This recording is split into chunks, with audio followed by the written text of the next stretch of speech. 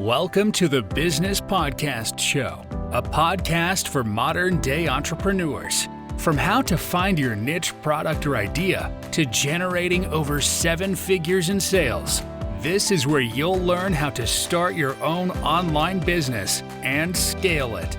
Please welcome your hosts, Ben and Mike. Welcome to the Business Podcast Show. Episode 3. Can't believe we're already on episode 3 here, but super exciting. Super pumped, man. Yeah. It feels like it's been months, but it's been 3 weeks. Yeah, I feel like we're going 100 miles per hour right now, but again, super exciting. Excited to talk about some new topics today. Top 3 things we want to talk in today's episode are, the best online business to start today. Yep. If you're a beginner, seasoned in digital marketing, or an expert, what we kind of think are the best ones. I think we're even going to go through a couple of the different types of business ideas or things that you can get started with today. Mm-hmm. I also want to touch in on motivation, just like what motivates us to want to start businesses, and like what drives us. And then the last one is just our mindset. Yep. Talk a little bit about that and just kind of like what gives us that fire inside to want us to push each and every day. And, why don't we want to settle? Like, why do we always have live this life of abundance and just always want more and constantly pushing each other? So I'm excited to talk about these 3 topics. Yeah, man. These are behind the success, behind the results is really what we're talking about today. So, you know what I mean? Like, as far as the motivation and the mindset at least go, right? On the practical side, it's kind of like the business concepts and ideas, which, by the way, for anyone that wasn't aware, there's a million different ways to skin a cat, right? For sure. So that, for anyone that doesn't know, that means there's a million different ways to make $1 million pretty much. So I guess I think on a practical level, I want to just go straight in. I think we should just deliver kind of like exactly what's hot in the market, like what people are doing that's making money right now and being successful for them, right? Yeah.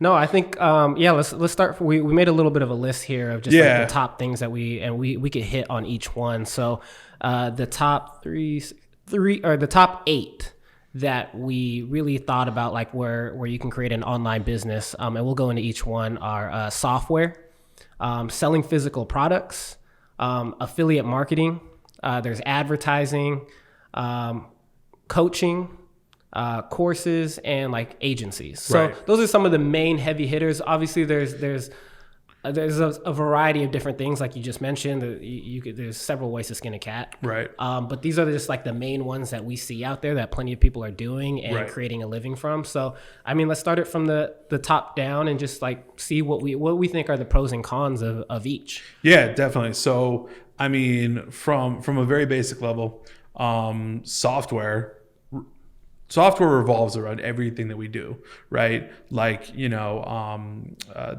interface that, you're listening to our podcast through is going through a certain software, right? We use all kinds of various software in the production of the podcast, like in anything that we're doing, and all, basically every angle of just our very activity right now. Then when you take a look inside of our businesses, right?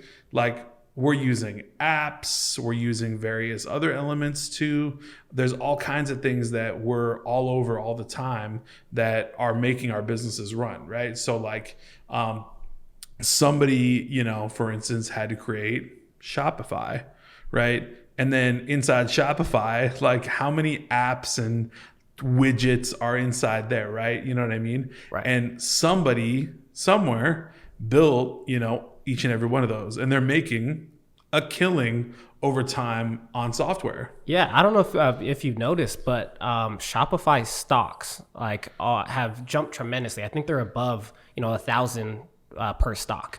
At one moment, they're a Canadian-based company. They started about couple hundred when I was in when I first started my Shopify account, which was like 2016, they were only selling for, a couple $100 per stock. And seeing how much they've moved forward, I think with software, the entry to barrier super difficult. Yep. You need to have a lot of capital. Correct. You need to have venture capitalism sometimes, Correct. You need to go pitch your idea. It's like Facebook, some people think, oh yeah, I want to create the next Facebook but people don't understand with software, it's a process to get there. That's hitting the home run. Yep. That's getting the capital.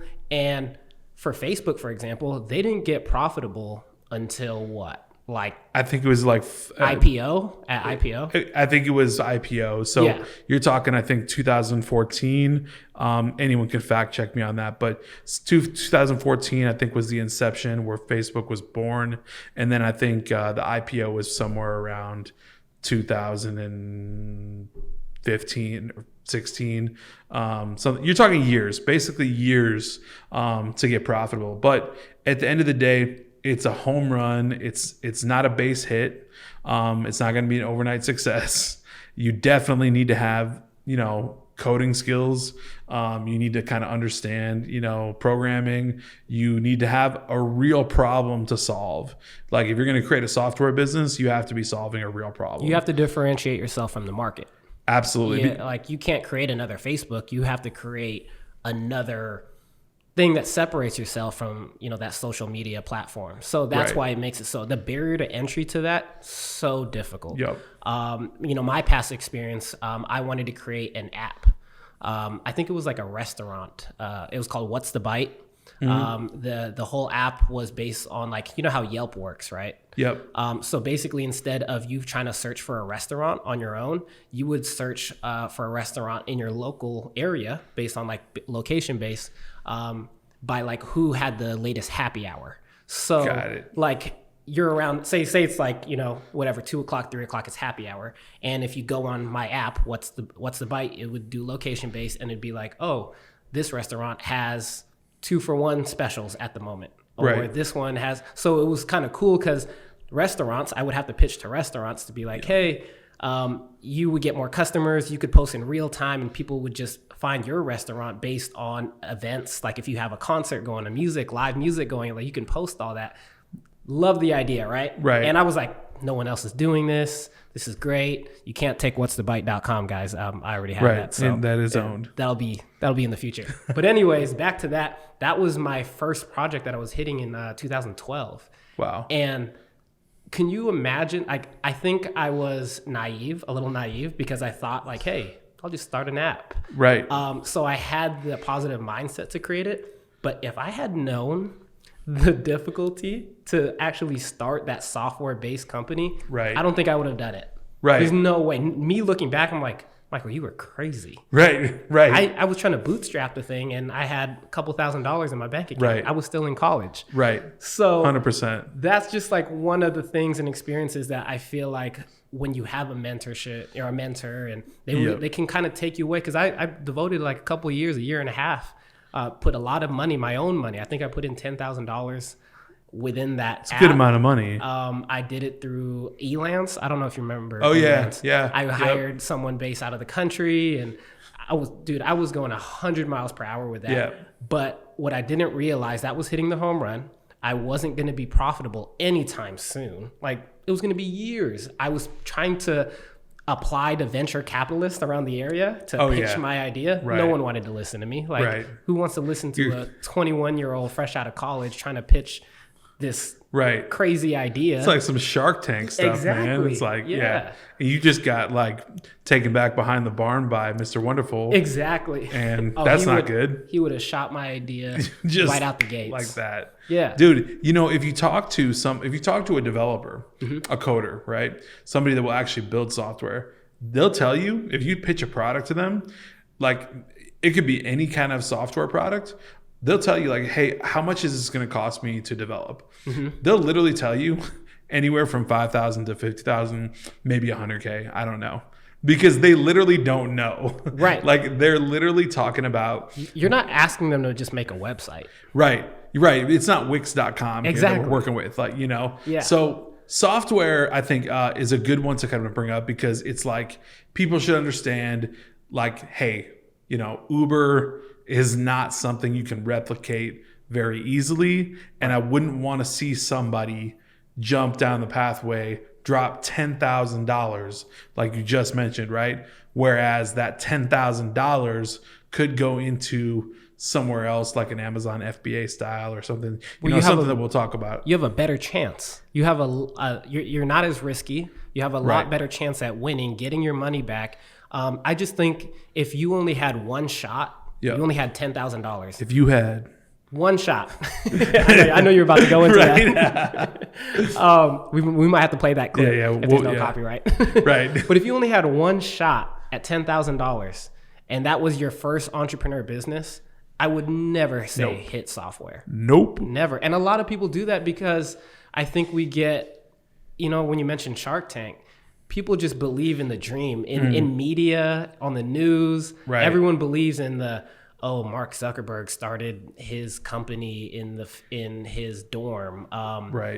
Jeff Bezos started in his garage and created this $1 billion company. And we put this thing on this pedestal of like, oh, we can be that person. Yeah. And I'm not saying you can't. Exactly. Okay? I'm just saying the chances of you being successful is just a long path, a difficult path, and there's just so many more obstacles. Why not focus on something where, again, like, let's work on level 1 to get you that base hit to start seeing some ROI, and then you'll have the capital to bootstrap it yourself when you're at level 100. Like you mentioned, you're working on your software company now, or some type of software development where now you have the capital to do that. Right. So we're on phase 3, probably 80%. I am working with 2 partners right now for a software product, and all I could say right now, without releasing basically much of info about it, is that I'm in the software space, and it has to do with essentially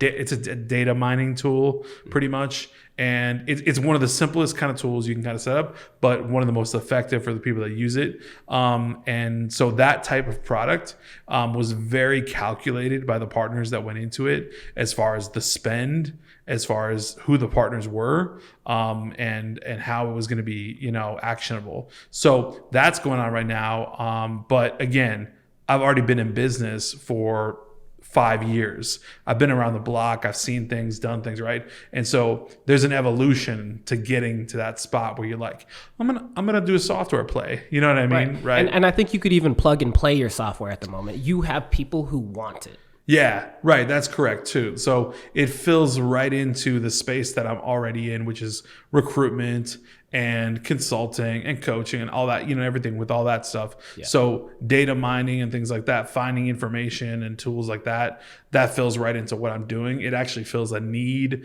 All the boxes are checked. And that's really, really important, I think, for people when they're thinking about doing something with software. So I think we beat that to death. For sure. So let's talk about one this is you, and this is your wheelhouse. Selling physical products. Mm-hmm. Yeah, selling physical products. Again, I started back, my very first product I sold, and this was even before Shopify was a thing, was again about 2011. So I've been in the e-commerce space for a while.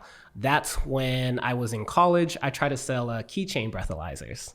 Oh, I remember you telling me about this. Yeah, I tried to sell keychain breathalyzers. I would import it from China. I think I found it on Alibaba. Alibaba was still a new thing, so I felt like I was one step ahead.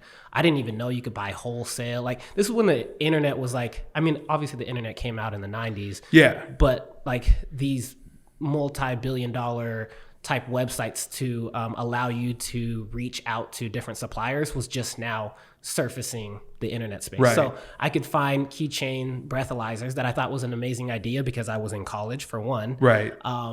And I could buy it wholesale, and I thought it was a different product that I could, just distinguish myself in the marketplace. I think I bought like 200 or 300 of these. Wow. And I was just giving them out at the dorms just for people to try it out. And in college, you got a breathalyzer, people started to turn it to a game. Yeah. I even was I pitched it to my school, their store, like my college that I went to, like where you can go and buy like. Oh, right. Yeah. So I pitched it to them and they were like, yeah, let's set up a meeting. Let's talk. Wow. Can you bring in, they're like, we want to actually have it in our student store. That's what it was, in our student store. I was like, I'm so pumped. This is like, I got it.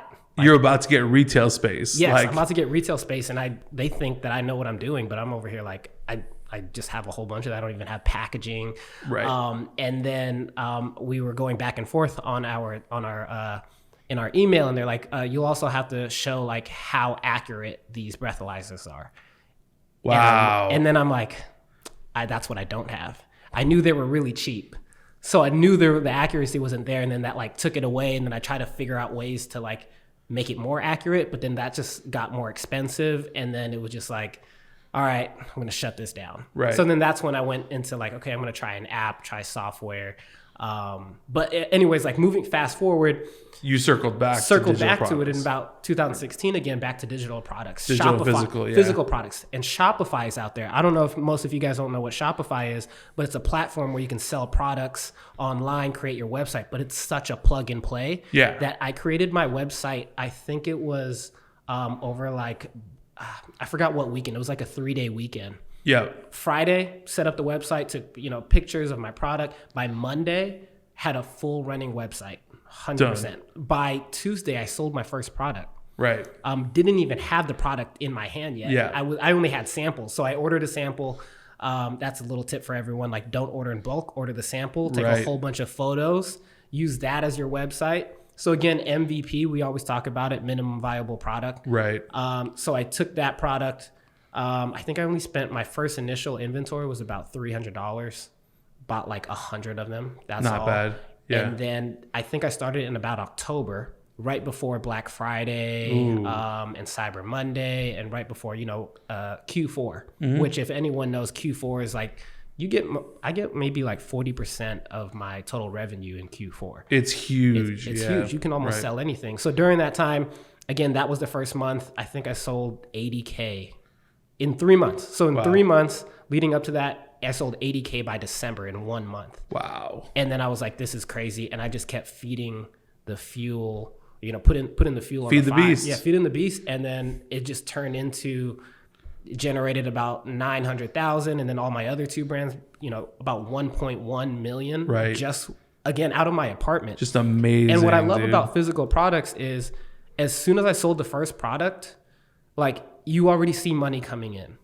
I wasn't profitable yet. I was profitable by month, one or two, but with the software and like that, I wasn't going to see any money. So it's a long play. It's a long play. So for someone who wants to start off, I highly recommend doing physical products, because you buy it. It's so simple. You buy a product for wholesale for cheap. Right. You sell it for a markup, and then whatever that leftover is your profit. Right.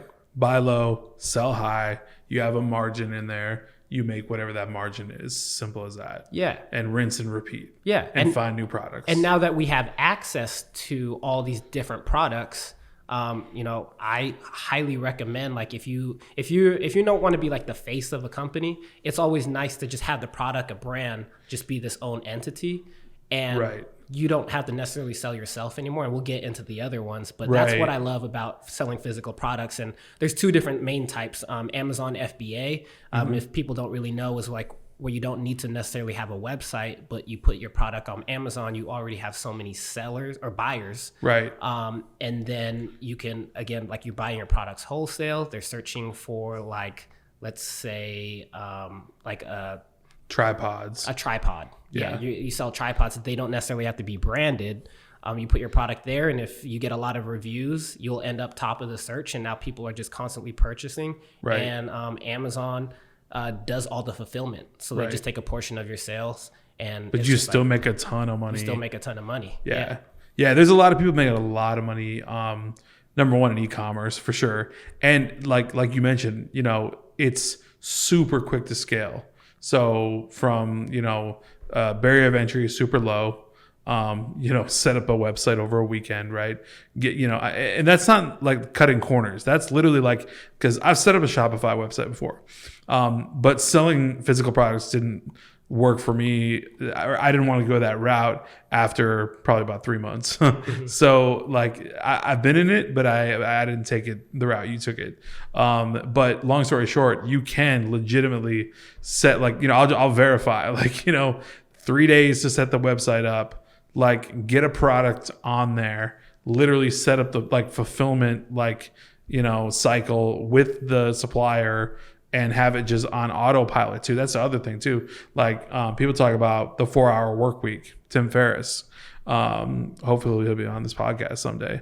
But the 4-hour work week, that's like where you literally set it and forget it. And you have stuff just, fulfilling itself. And maybe you send out emails and do some customer service, handle returns, handle, price negotiation if you're ordering in bulk, things like that. But selling physical products, I mean, it's made a lot of people a lot of money. For sure. And I think what people need to notice when you're selling physical products is the entry to barrier. So unlike software, the entry to barrier, or the barrier to entry for physical products is so low. Yep. So that means a lot of competition. A lot. Yes. Back in 2016, you could put out any product and people will buy. It's a lot more difficult now. Right. What separates yourself from selling your physical products in 2016 to 2021 is you better have a brand. You better create a brand around your product, because if not, and you just have a no-name, tripod, right, and everyone can sell that, what's going to distinguish yourself between you and them? Because now everyone can get in that space. Everyone knows Alibaba. Right. Everyone knows how to find suppliers. So I think that's what, again, you need to always be on your toes when you're selling physical products. You have to create a brand to separate yourself. That's why people are still buying Nike products or Adidas products. There's a brand behind it. Right. And there's a reason why you don't buy that shirt at, Walmart, for example. Right. And they can charge $5 for a shirt, but the brand is the same. It feels the same. Right. Nike's selling it for $45, $50. Exactly. That's what separates yourself in 2021 and above. Right. Which is crazy how the world works like that. All branding, all product, perceived value, right? How do I perceive this hoodie because it's Lacoste, right? Versus like the same hoodie that's going to be at Target for $15 or something. Whereas this one's going to be like whatever, I don't know, $100. Some, just because there's a logo on it, right. And that changes everything. But what you mentioned is interesting because, the whole thing that's unique about it is that you do have to separate yourself, right? You've got to be super unique. But the way that you went about talking about that is really on point because, it's like there's a lot of competition in the space, but it's who's going to be the most innovative, who's going to be the best, smartest mind to create the best brand, like you said, because you can't just do that, right? Like it's color scheme. I mean, it's feeling, vibe. Like Nike pays athletes like hundreds of millions of dollars to wear the shirt with the swoosh, right? Like that, like. And when I started my e-commerce like mentorship program or coaching program, those are the people that separated the type of the students that I wanted to work with. People who wanted to get rich quick and was like, hey, what's the new trinket or new product that I could sell and make $1 million? And I'm like, we're not going to work together. This is not. Yeah. And then I talked to someone who's like, I want to create a brand. I want to create like lifestyle images. I want to create, find the correct influencers to promote my product. I was like, yes. Okay. That's the type of person. So I think there's a lot of misinformation sometimes out there that it's like, yeah, some people think of it as like a get rich quick, but like in the long game, you're not going to win. You're not going to win by just constantly trying to find new products and constantly sell. Like you're going to be in just a wheelhouse again of just like trying to find new products and the best products to sell. And you're going to run out of energy there. Right. And I think this goes for like pretty much anybody, like basically if you're getting in business, you should be prepared to stay in that business and watch that business grow, make it grow for the foreseeable future, period. I mean, otherwise don't even touch it. Right. because you should be one. I mean, there's a lot of phrases for this that, but we'll just use this one, go all in, right? 100%, right? Put everything into it, because if you're not prepared to do that, it can start as a side hustle. That's fine. But bottom line is, if you're not ready to go the distance, then don't take the first step. Right. It's a waste of time. Just honestly, that's just saving people. I'm just trying to save people time, Yeah. So, I want people to create a company and not just a product. Like, sure. Create a brand, not just a product. Sure. So moving on to the next one. I tried a little bit of this. It's called affiliate marketing. Yep. What's your take on affiliate marketing? So and maybe let's describe a little bit of what affiliate marketing is. Yeah, affiliate marketing at its most basic core is essentially, I've got either a product or a product line, or a service, or what's interesting is now there's affiliate marketing for everything. So you can really say software, service, products, physical products, digital products.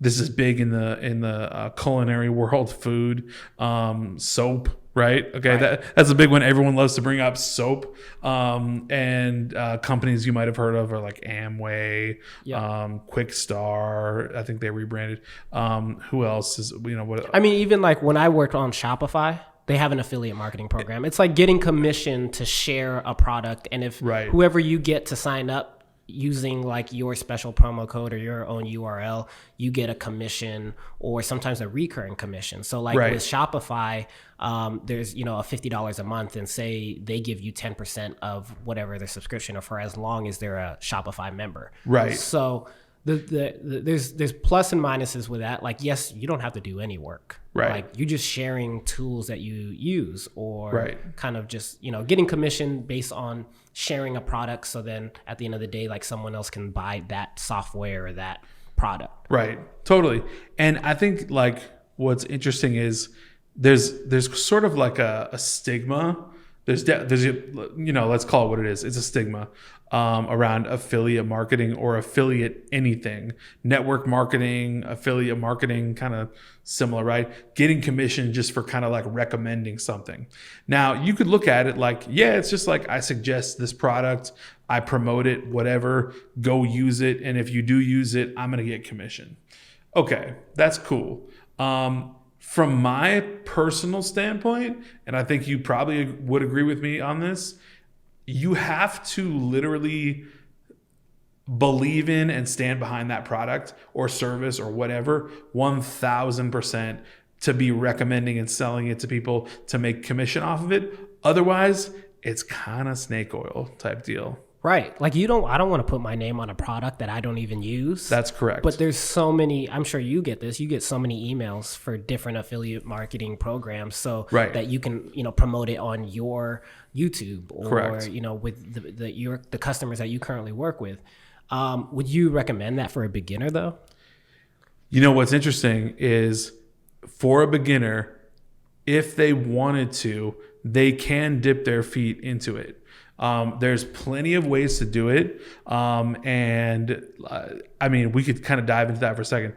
You could build email lists certain ways, maybe make a Facebook group on a topic or a subject and get an audience, right? Which we'll cover audience stuff later, on different episodes. But, basically as a beginner, just for sharing like a link, making a commission, there are people in affiliate marketing that make a lot of money. There's not a lot of them, but they're out there. Yeah. Right. And I only shy away from it from beginners, only because it's like, you need to have a huge following sometimes, depending on the amount of commission you get. Like, yes, if you get 50% commission on a $1,000 product, like, sure, that's great. You only need so many people. But a lot of like Shopify, like, they barely give out a commission, or it's like 5-10%, and you need a huge following. So it's all dependent on the type of affiliate marketing you have. And I don't push people on the affiliate marketing side, only because it takes a lot of time. So again, affiliate marketing doesn't take as much capital as like software and physical products. Affiliate marketing just takes a lot of time. It's creating content, building that list, building that audience. So if you do have zero capital and you want to make money online, I would suggest affiliate marketing in that sense. Right. And I think too, another factor is like, how much money do you want to make? Right. So my main things would be like, okay, one, like I take my personal brand very seriously. Right. So am I like, and like you mentioned before, I get a lot of emails on, because I'm on YouTube. So I get a lot of emails that are like, hey, like we think you'd be awesome. Your brand is amazing for what we want to promote, our software product, our service, our, whatever, this, that, our educational whatever it is. Anything that they want to promote, they'll just, mass email YouTubers and stuff, or they'll handpick, recruiters that are in people that are in recruiting on YouTube and be like, hey, like, we want you to promote the product, blah, blah, blah, blah, blah. And, all that stuff. I don't do any affiliates on YouTube, any affiliate links of anything. Basically because I don't want to water down my brand. Like, you know what I mean? I want to put value in the marketplace, right? And you and I are like 100% on the same page, I know, with this. This is something we definitely like do not disagree on. It's value, value, value, and value first, right? And like the thing is, on YouTube, I'm out there to put value, create tutorials, give information, do stuff like that, not to promote somebody's product. If I recommend a product, it's because I'm already using it. And even if they have an affiliate program, which trust me, I recommend about 3 or 4 or 5 products to people all the time that have affiliate programs, and I'm not in them. Right. Yeah. And last thing, even on affiliate marketing, is I use that when I was selling my physical product. So okay. I would reach out to different influencers, and that was like just another tool to kind of step up. So it's like, hey, if you promote my product and they use your special promo code, you can get $5 for every product that's sold. So it was like for people who just want to create content. Like I worked with a lot of YouTubers, and they wanted to go that route. So like they'd sell 100 of my product to their customers. That'd be 5 times 100, $500. They're super excited. It's just someone, someone wants to create content, video content online for just part-time. So it's worked for me in my business for physical products, but that's just kind of a little snippet of like other marketing avenues that you can go when you have your physical product. But right. Moving on, I know we kind of want to slightly touch on everything. So advertising. Yeah. How do you feel? This is, there's a couple ways that you find this, but generally what people do in this business, right? And of course, on this episode, we're breaking down it, in a very simple manner. Advertising agencies, right? Ad agencies, essentially people that you hire to run your Facebook ads, your YouTube ads, your website, right? Maybe create your brand for you. Maybe if you're not one of those people that can build the whole brand out, like we were talking about earlier, and you're selling watches, hoodies, you're selling tripods, microphones, whatever, you know what I mean? Like, and you need to create a brand around that.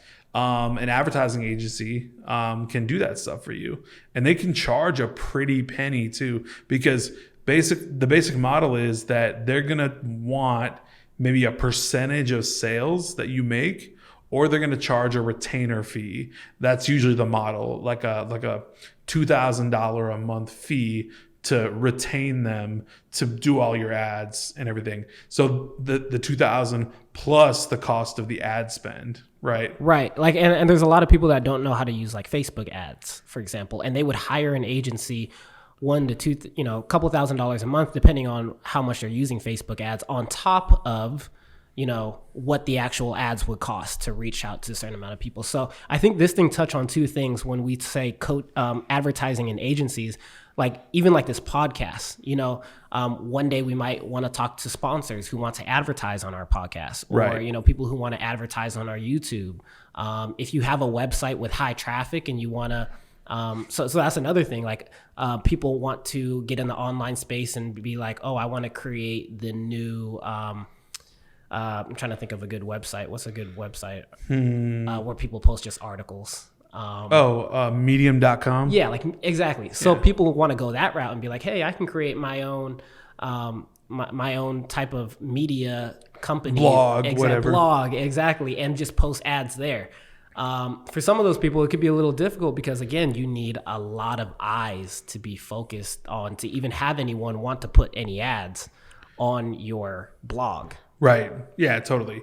And yeah, you've got to be you have to have high traffic, and inevitably, like, basically it could be, multiple angles, and the agencies too, like, as far as advertising, like it's a smart move for somebody that plays their money right. You know what I mean? Like if you hire the right agency, you know what I mean, to run ads for your e-commerce company, and that you've got a winning product that's going to sell like $250,000 gross revenue a month, and you have an ads agency that's going to cost you maybe like $3,000 retainer, and you're going to run like what? I mean, $30,000 in ads for the month. I'm just making up numbers here, and you're gonna end up netting like what, something like $185,000 net profit or whatever. Then you played your cards right. You know what I mean? Right. So here's the other key. Basically, like, to get to the core of it, to get into this business, you simply have to master YouTube ads, Facebook ads, branding, content curation and creation, and all that stuff. When you master all of that, then you can run an ads agency. I think this is the perfect segue into agencies. Yeah. With your Spin Wheel recruiting agency. Right. So there's there's advertising agencies that you can create on your own and, work and be the ad person or ads manager. Right. But something that's really cool that I didn't honestly know until I first met you was a recruiting agency. Can you go a little bit in that online space? Yeah, definitely. So recruiting it's such a funny industry, right? Because recruiting was like kind of a very secluded industry, almost just like 10 years ago. But after that, like it was just, let's say there was, a handful of big companies, and there were maybe, I don't know, 50 to 100,000 or so, like individual people that were like running their own recruiting agencies. What happened like 10 years ago, 8 years ago or so, is that that kind of eroded, and it's the same thing as almost anything, right? Advertising, right? It's the same kind of thing, that we were talking about before. It turned into the little guy can get into it now, right? So now the little guy's into it. So the little guy starts up his agency. I'll be little guy, right? And you start up the agency and you get your own clients, right? So recruitment is nothing more than matching companies with workers. Simple as that. You're a matchmaker. That's what you do. So, companies use recruiters because they don't have time to find new employees, or they have the time, but they don't know how, right? So it's either they don't know how, or they don't have time, or it could be a combo of the both, and they just need more support. And so it's a value add proposition where you go, hey, I'm going to bring somebody in, and I'm going to find the talent that you need because I know how to find them, because I'm a good people person, right? And I know how to find people, which, in recruitment, I mean, there's a whole set of skills you need, but, finding people and making matches is the main one. And if you're doing that right, you can basically, I mean, to the moon, as they say, right? And talk a little bit about how people get paid for that. So like when you match make them, and a lot of people might not know in the recruiting space, like you match them up, and how does that payment work, or how do you make the agreement with that employer that like, hey, this is what we should move forward with, and this is how I get paid for your recruiting agency? Yeah. So the way that payment works is pretty simple. One, you sign a contract with a new client, the company, right? So company, ABC tech company needs, 3 Java developers, right?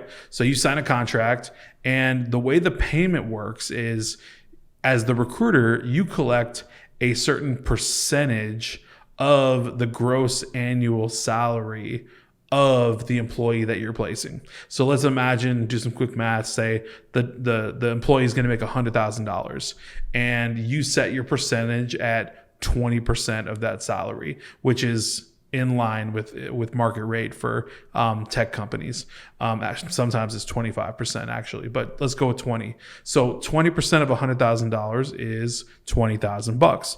So every single person that you find and place at the company and they get hired, right? You're going to make $20,000. If you do that times 3, if they have 3 needs, you're walking away with $60,000 and you're clean. I love that. And if you keep the relationship with them and they know that you give good, you bring out good employees, like they're going to keep coming back to you. And I think so many people focus on the big companies like, the Facebooks or the Googles who already obviously have an internal recruiting agency. But there's so many smaller companies that are still in the tech space that still pays for software developers. Oh, yeah. Again, and that's just one category of the business where if you can be an agency to multiple different types of businesses, like the world is yours in terms of income there. Oh, 100%. I mean, so like you said, if you perform well, right? If you can actually do it, that company is going to work with you again and again and again and again. So, I've had my recruiting agency for 5 years now. And with the recruiting agency, I've had repeat clients year over year, same clients, right? That continuously just work with me because they know me, they trust me, I've delivered value to them, which it's, again, we can go back to this. It's all about value, right? No matter what you're doing. So, that's recruiting in a nutshell, but it's an agency move that you can make that's pretty solid. I love that. And I think moving on to the next one, which is it falls into the coaching and the courses. And I think Ben and I would both agree this is one of the better ones to start, especially if you're a beginner. And especially if you've already touched on the other things, like if you are an expertise in selling physical products, if you are an expert in recruitment, having your own online agency, or any type of coaching in terms of if you want to be a personal trainer, we think that coaching and courses are kind of one of the most profitable, low risk, high reward businesses that you can start online. And maybe, I'm heavily into this because I love the idea of you having knowledge on a certain topic and something that you love so much. Like I love the digital marketing space so much that, again, I do this for fun. Like when we're done off this podcast, I go listen to more podcasts about digital marketing. I'll read more blogs, and I love to teach it to other people because I get consumed in it. But let's go a little bit in the coaching and courses avenue. Yeah, so this is literally to kind of come complete circle on it. The coaching, the whole kind of concept of mentorship, having a following and being able to basically develop people into a higher version of themselves in a certain space, right? Whether it's, e-commerce or whether it's personal training, you know what I mean? Or whether it's, recruitment, right? We're not talking about knowing their niche and helping them know their niche any better. They're already experts in their niche, right? But helping that person develop basically an entire, let's say, program of their own, you know what I mean? Where that person can, rise up, they can level up, they can make money, they can sell their knowledge, they can, you know what I mean? And so coaching people into that, arena is so rewarding. Mentoring people that are in recruitment, like you said, when I hop off this, I'm hopping onto a Zoom with 20 of my students, and I'm going to be talking about, what's going on in their world and recruitment. And I'm going to hear stories of people that just closed $50,000 deals. They've got 5 roles. Every one of them was 10K. And I'm just that's the kind of reward, knowing that stuff is just killer. It's awesome. And the opportunity there too is because now that you can sell on an ROI, we mentioned this in our previous podcast, is now if people are willing to invest in themselves, Like, we took programs ourselves. We have mentorships. Countless programs. And I wouldn't be where I am today if it weren't for those things. And if you can cut that learning curve, you can cut, saving time. Like, I wish I had done this back in 2012 and just, cut the learning curve and hired a mentor and just told me the direction where they would have said, hey, don't waste 4 years on trying to create this app, Mike. Right. Or try to create this media-based company. Right. And just like, hey, focus on maybe just selling products. And like, this is how you're going to do it. Or like focus on specializing in digital marketing so then you can share it and creating your own coaching program. And if I followed that, I would have I would have cut that in half, which would have taken me 10 years. I would have got there 5 years. So yeah. And on top of that, let's be real. Let's say that you're 1.1, right? $1.1 million gross rev would have, let's say, what would that have been if you had like a mentor or if you were in a program and someone was coaching you on all that? What would that look like, over the same time period? Double, triple, easily, like quadruple? Could it? I mean, honestly, like, I'm not kidding when I talk about sky's the limit. Like, because I talk about this stuff all the time. I'm like, literally, you are your own competition. I don't believe in like external competition. I really believe that like you're the only person holding you back from yourself, And to quote, I think it's Wolf of Wall Street, the only thing that's standing in between you and your dreams is the BS story that you tell yourself every single day. And that's so true on so many levels, but people don't actually realize it.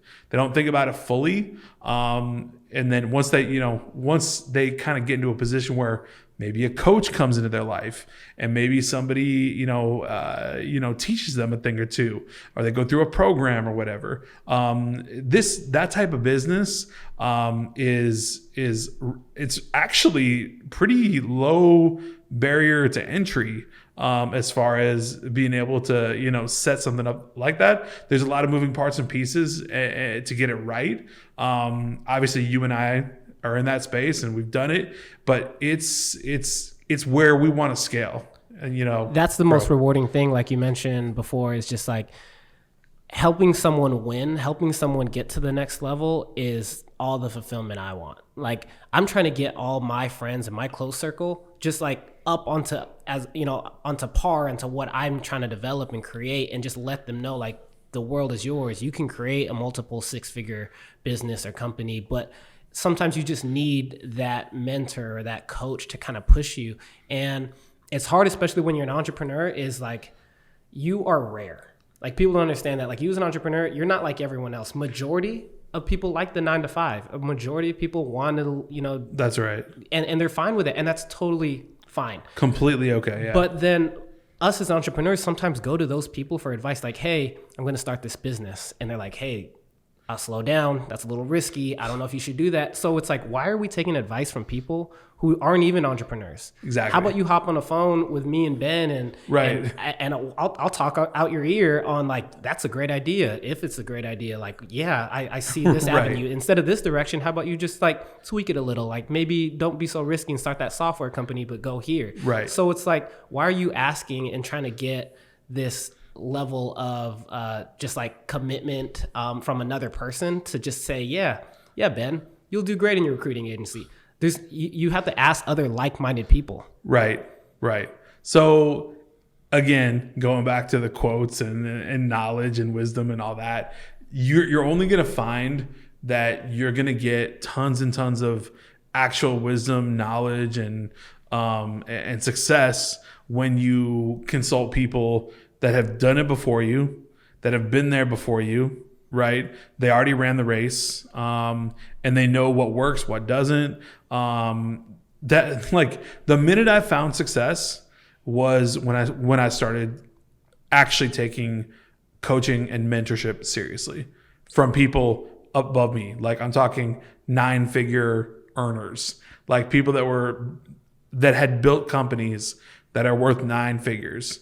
And the minute I started taking that seriously is the minute that I got into having 6-figure months, right? And again, it's just like trusting someone that's already done it before. Like, stop asking your parents if that's the best idea for you to start running a business on the side. Right.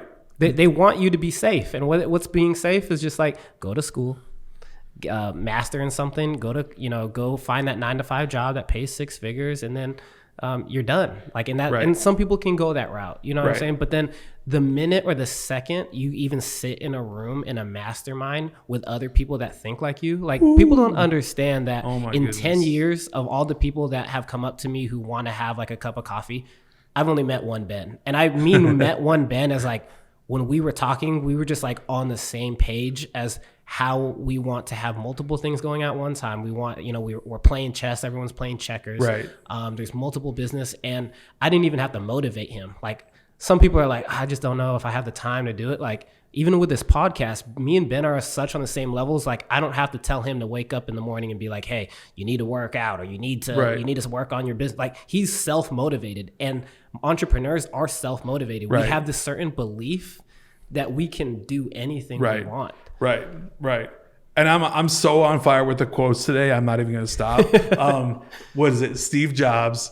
The only people that change the world are, the only people crazy enough to change the world or something or whatever are the ones who are crazy enough to think they can, or somebody fact check that, fix it, but whatever. But it's the rarity, the entrepreneur rarity, the one that's willing to be the idiot in the room, not the smartest person in the room. You know what I mean? To reference Simon Sinek, right?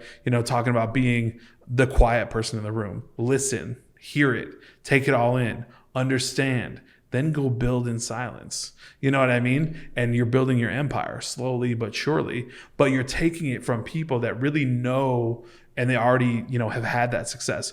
It's same thing. People always say 5 people that circle around you. The 5 people around you are the average of what you are, right? That's why our parents are on us so much about, hey, pick your friends, make sure you pick your right friends. They don't tell you the whole story. They just tell you a quarter of it. This is not a knock on parents. Parents love you. They're there for you. And they're all about your success. But they don't tell you everything.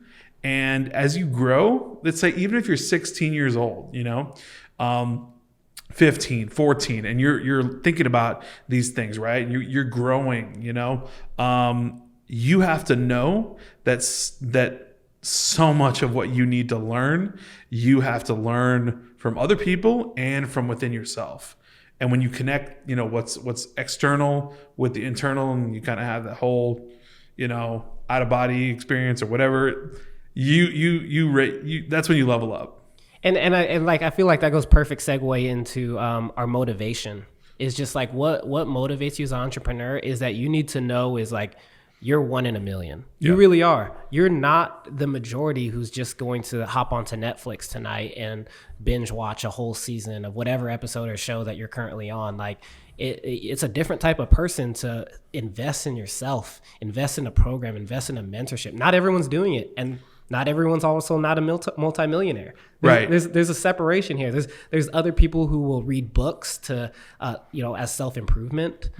People who will hire coaches, different mentors. Like it's all about just improving yourself. And you as an entrepreneur, and why you're even listening to this podcast, the business podcast show, is you just think of the world differently, and majority of people aren't thinking the way you do. So align yourself. Again, it doesn't even have to be us, but just make sure that you align yourself with someone who's already done it and can give you the positive mindset, because everyone else is going to bring you down. Like, I don't want to come that, too much in a negative way, but everyone wants you to play the safe game because they know they can't do it. No, it's 100% true. And basically, like, when it comes down to it, you've got that entrepreneur, future, kind of concept. And I think in a separate episode, we're going to talk about mindset. Right now, we're talking about motivation, right? Mindset's a whole huge thing. We could do a big thing on that. But like basically, the motivation though, right? You're going to get haters. You know what I mean? Like, I'm on YouTube, like the comments you see, like I've got a Facebook group with 7,000 people, and like the stuff people say or things you get messaged, you know what I mean? Like haters come from all over the place. And at the end of the day, like the first thing that comes to my mind now, once I learned the game, right, you know, because there was a minute where I didn't know the whole game, you know, and how it's truly played.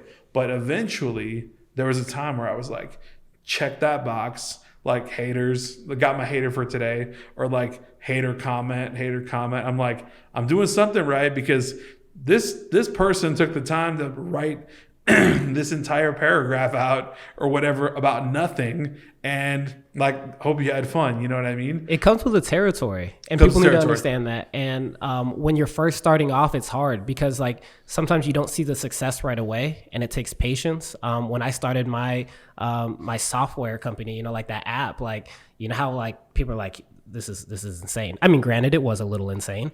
I still love the idea today. Like, that's something that I still want to move forward with.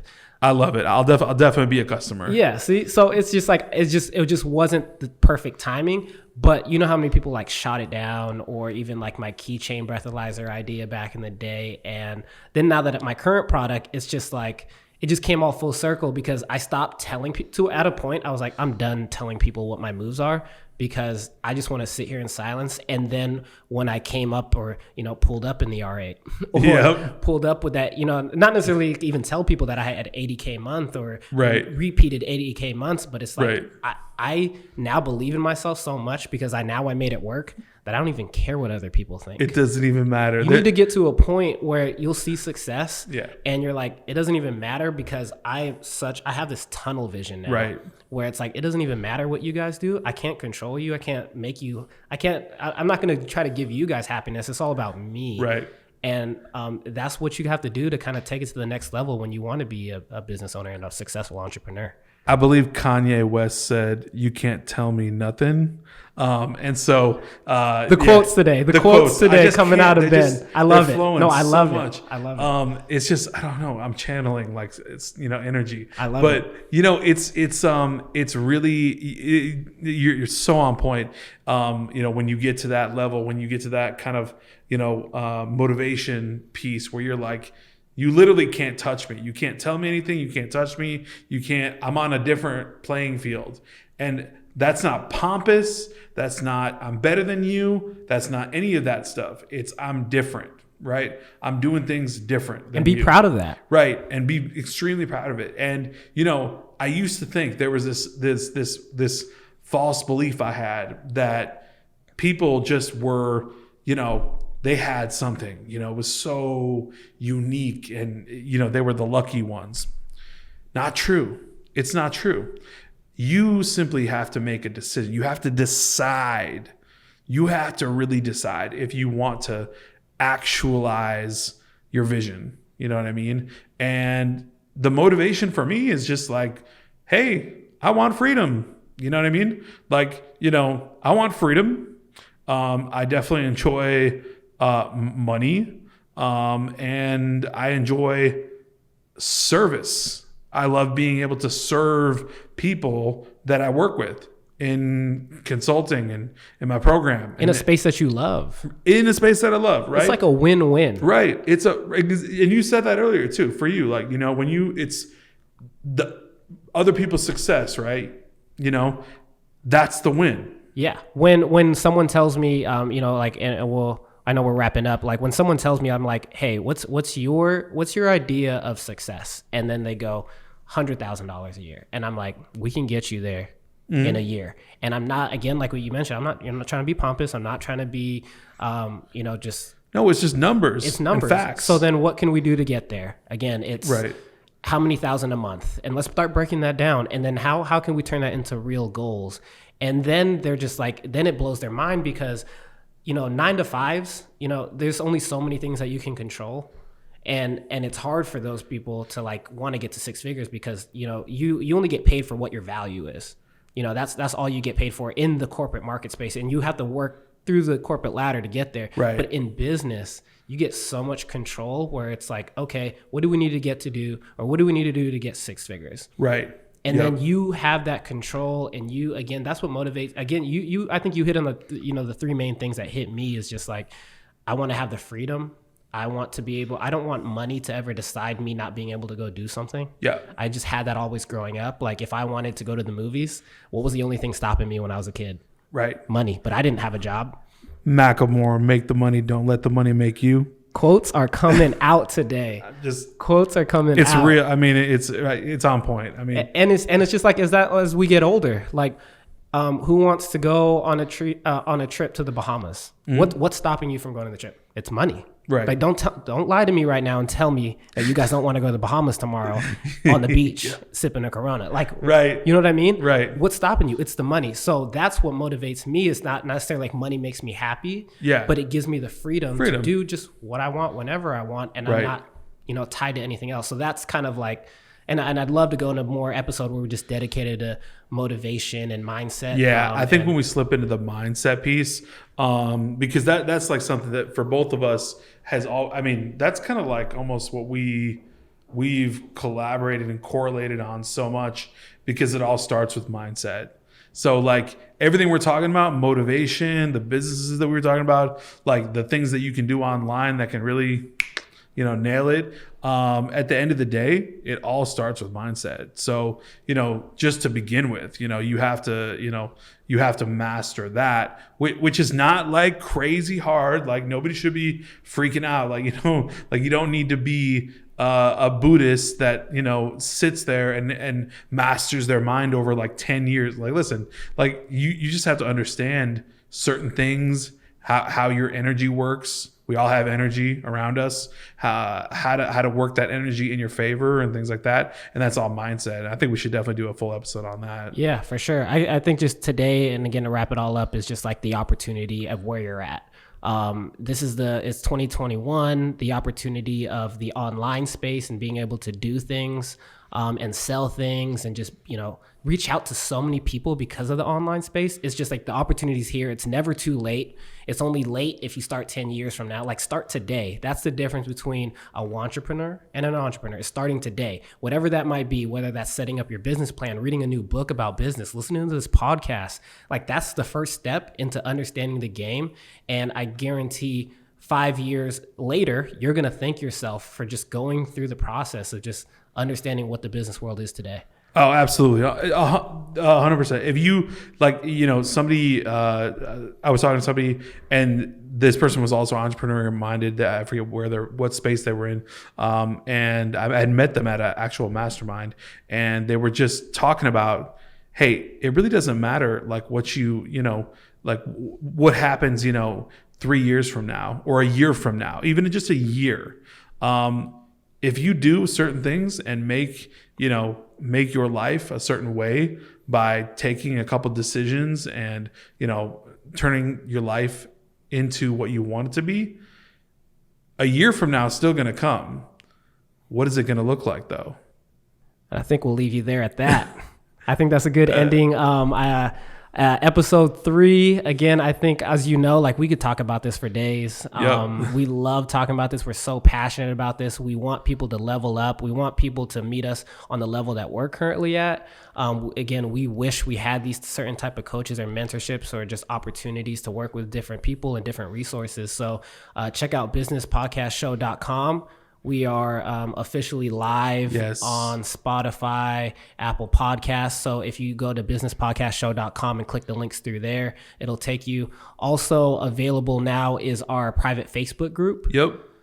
So check out that link. It'll be, if you're seeing this on YouTube format, there will be a link right there to gain access to our private Facebook group where you can talk to Ben and myself, and we'll answer to any of your questions. You have anything for that? Yeah, no. Hop into subscribers to clients. That's the Facebook group, and that's that. We would love to interact with you and engage with you in there. We're both there to basically chat with you and stuff like that. And we're going to be dropping a lot of value in the group as well. We're not just going to be on audio and video on YouTube and all that, but we're going to be doing a lot of things in the group. So yeah, that's the place to be for sure. So definitely hop into subscribers to clients on Facebook, and hit the links.